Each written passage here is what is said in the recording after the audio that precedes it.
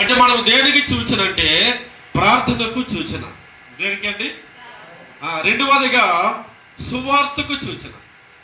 సంఘము ఖచ్చితంగా ఈ రెండు పనులు చేయాలి. ఏం చేయాలి? ఒకటి ప్రార్థన చేయాలి, రెండవది సువార్త చేయాలి. ఒకవేళ ప్రార్థన నువ్వు చేసుకోవటం లేదంటే నువ్వు అసలైన సంఘ సభ్యురాలువు కాదు. నువ్వు సువార్త చేయటం లేదంటే నువ్వు అసలైన సంఘ సభ్యురాలువు కాదు అని అర్థం.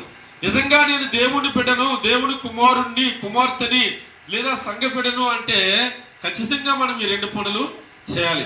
ఆదిమ సంఘము 6 పనులు చేశాయండి. ఎన్ని పనులు? ఆదిమ సంఘం, ప్రారంభ సంఘం 6 పనులు చేశాయి. వాళ్ళు ఏంటంటే మొదటిగా ఇది అపోస్తుల కార్యాల గ్రంథము 13వ అధ్యాయము 1 నుంచి 3 వచనాలు మనం చూడగలిగితే అక్కడ కనిపిస్తుంది. తర్వాత మీరు చూడండి, ఎందుకంటే సమయం తక్కువ మంది కూడా నేను చెప్పేస్తాను. వాళ్ళు చేసే 6 పనులు. మొదటి పని ఏంటంటే వారు వాక్యానుసారమైన మనుషులు. ఆదిమ సంఘం ఎవరండి? చెప్పాలి. ఆదిమ సంఘం ఎవరు? వాక్యానుసారమైన మనుషులు.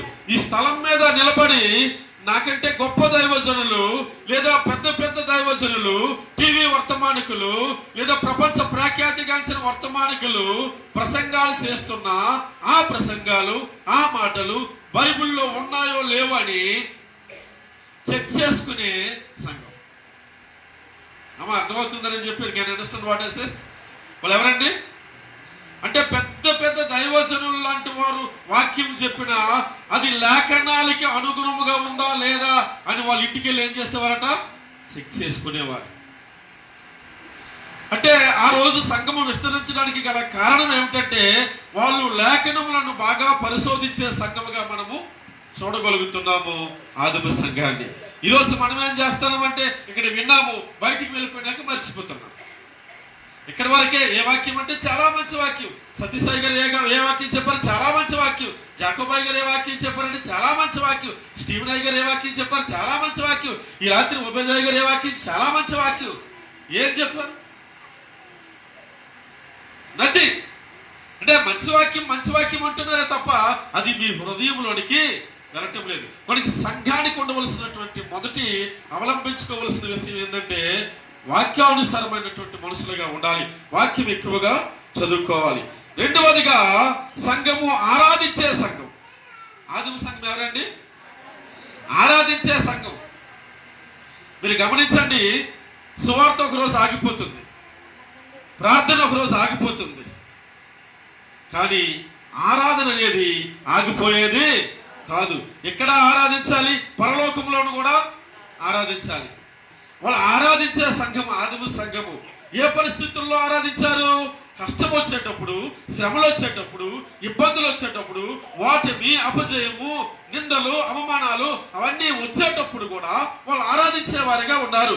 ఎక్కడ కనిపిస్తుందంటే అపోస్తుల కార్యాల గ్రంథము 13వ అధ్యాయము 14-15 వచనాల్లోను, యోహాను సువార్త 4వ అధ్యాయము 23వ వచనంలోను, యోహాను సువార్త 4వ అధ్యాయము 19 నుంచి 24 వచనాల్లోనూ మనకు కనిపిస్తుంది. ఇంటికెళ్ళి చదువుకోండి, ఎందుకంటే సమయం లేదు కనుక నేను స్పీడ్గా చెప్పేస్తున్నాను.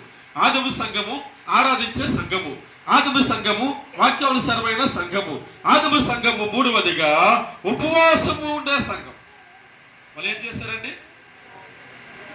చెప్పాలి. వాళ్ళు ఏం చేశారు? ఉపవాసం ఉన్నారు. Fasting is better than prayer. ఉపవాసం అనేది ప్రార్థన కంటే గొప్పది.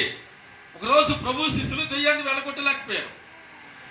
అప్పుడు ప్రభు దగ్గరికి కంప్లైంట్ ఇస్తూ వస్తే ప్రభు అంటారు కదా, కొన్ని ఉపవాసాల వల్ల సాధ్యమవుతుంది. అసాధ్యమైనవి సుసాధ్యముగా చేసుకునేదే ఉపవాస ప్రార్థన. మూయబడిన గర్భంలో తెరవబడ్డాయి ఉపవాసం వలన. వాటిని మరణ పంచుల్లో ఉండే వాళ్ళకి జీవం వచ్చింది ఉపవాసాల వల్ల. ఆదిమ సంఘము ఉపవాసం ఉండే సంఘముగా మనం చూస్తున్నాము. ఈరోజు ఎంతమంది ఉపవాస ప్రార్థన చేయగలుగుతున్నారు? ఈరోజు ఎంతమంది కడుపు కట్టుకుని ప్రభు సన్నిధిలో కన్నీరు కార్చగలుగుతున్నారు? ఈరోజు ఎంతమంది ఉపవాసం ఉండి నశించిపోతున్నా, వ్యసన పొరలు అయిపోయినా, త్రాగుబోతులు అయిపోయినటువంటి, తిరిగిపోతులు అయిపోయినా, మాట వినని పిల్లల కోసము, మాట వినని భర్త కోసము, వారు మనసు లేని భార్య కోసము ఉపవాసం ఉండి ఈరోజు ఎంతమంది ప్రార్థన చేయగలుగుతున్నారు? మన గ్రామంలోనూ మన ప్రాంతాల్లోనూ అనేకమైన సమస్యలు ఉన్నాయి. సమస్యల నుంచి బయటపడాలంటే ఉపవాస ప్రార్థన అనేది చాలా ప్రాముఖ్యము. ఆదిమ సంఘం ఏం చేసిందండి? ఏ ప్రార్థన? గట్టిగా చెప్పండి. ఏ ప్రార్థన? ఇంకా కొంచెం గట్టిగా. ఉపవాస ప్రార్థన. ఈరోజు దైవజనులు అమ్మ ఉపవాస ప్రార్థన చేసుకుందామంటే మీరేమంటారో చెప్పనా? అయ్యగారు నాకు షుగర్ ఉంది, అయ్యగారు నాకు బీపీ ఉంది, అయ్యగారు సమయానికి తినకపోతే నా శరీరము సహకరించదు అయ్యగారు అని 100 కారణాలు. ఉపవాసం ఉండి ప్రార్థన చేద్దామన్న పాపానికి 100 కారణాలు మనం చెప్పగలుగుతున్నాం. అదే డాక్టర్ చేయి పట్టుకుని అమ్మ ఈరోజు తినకు నువ్వు అంటే అప్పుడు ఏం చేస్తావు? ఒక డాక్టర్ గారు చెప్తే వింటున్నావు కానీ ఒక పాస్టర్ గారు చెప్తే మాత్రం నువ్వు వింటం లేదు. కానీ ఆదిమ సంఘము ఉపవాసం ఉండే సంఘము కనుక ఆ రోజు అద్భుతాలు చూడగా ఉపవాసం ఉండే సంఘము కనుక పేతురు ప్రసంగం చేస్తుండగా 3000 మంది మారారు. అదే పేతురు ప్రసంగం చేస్తుండగా 5000 మంది మారారు. ఆ తదుపరి లెక్కింప సఖ్యము కాని ప్రజలుగా మార్పు చెందారు. ఈరోజు ఎందుకు మన ప్రజలను మనం రక్షించుకోలేకపోతున్నాము? ఎందుకు మన పిల్లలను మనం రక్షించుకోలేకపోతున్నాము? ఎందుకు మన ఇరుగు పొరుగు వారిని మనం రక్షించుకోలేకపోతున్నాము? ఎందుకు మన కుటుంబంలోనే మనకి శత్రువులుగా చాలా మంది తయారవుతున్నారంటే ఉపవాసం ఉండి ప్రార్థన చేసే అనుభవాలు మనకి చాలా తక్కువ. ఉంటున్నాం ఉపవాసం, ఏదో వారానికి ఒక రోజు, 10 రోజులకు ఒక రోజు, నెలకు ఒక రోజు ఉంటే సరిపోదండి. ఆదిమ సంఘము ఉపవాసం ఉండి ప్రార్థన చేసే సంఘము. ఇది కూడా పరిశుద్ధ గ్రంథంలో మనకి కనిపిస్తుంది. అపోస్తలుల కార్యాల గ్రంథం 13వ అధ్యాయం 2వ వచనం చూడండి. బిడ్డకు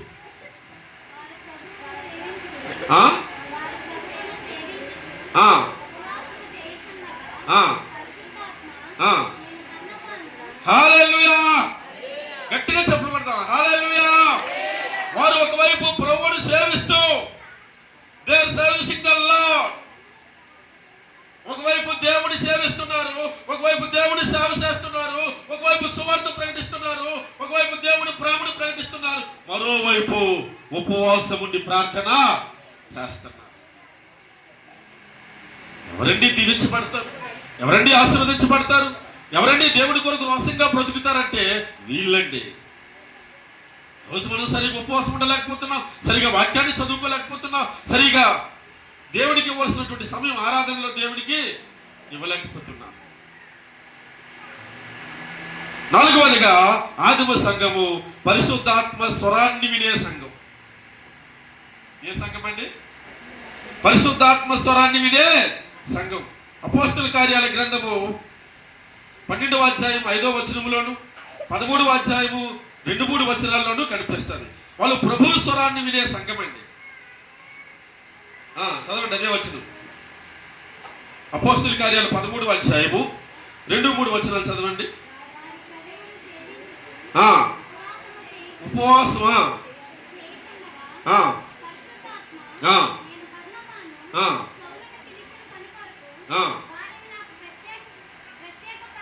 ఎవరి స్వరాన్ని విన్నారు? ఎవరి స్వరాన్ని విన్నారు? పరిశుద్ధాత్మ స్వరాన్ని విన్నారు. ఈరోజు నువ్వు దెయ్యపు స్వరాలు వింటున్నావు. కారణం ఏమిటంటే దేవుడి స్వరం వినక. దేవుడి స్వరాన్ని వినగలిగే మనసు మనకుంటే దెయ్యపు స్వరాలు మనం ఎందుకు వింటామండి? దేవుడికి దగ్గరగా నువ్వు ఉంటే దెయ్యం నీకెందుకు దగ్గర అవుతుందండి? వెలుగుకి దగ్గరగా నువ్వు ఉంటే చీకటి నీ దగ్గరికి ఎలా వస్తుందండి? అంటే వెలుగు సంబంధంగా ఉండవలసిన మనము చీకటి వైపు పొలుతున్నాం. దేవుడికి దగ్గరగా ఉండవలసిన మనము దెయ్యానికి దగ్గరగా మారిపోతున్నాం. దేవుడి స్వరాన్ని వినవలసిన మనము దెయ్యపు స్వరాలు వింటున్నాం. ఆ మాటలు ఈ మాటలు వింటున్నాం. లోకంలో పనికిరాని మాటలు బోలు ఉన్నాయండి.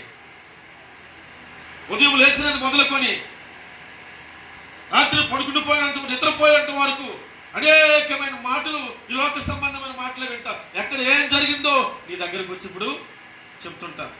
ఎన్నెన్నో మాటలు వింటాం, ఎన్నెన్నో మాటలు. ఏమో యూజ్ ఉందా? ఎవరి స్వరాన్ని వినాలి? ఎవరి స్వరాన్ని వినాలి?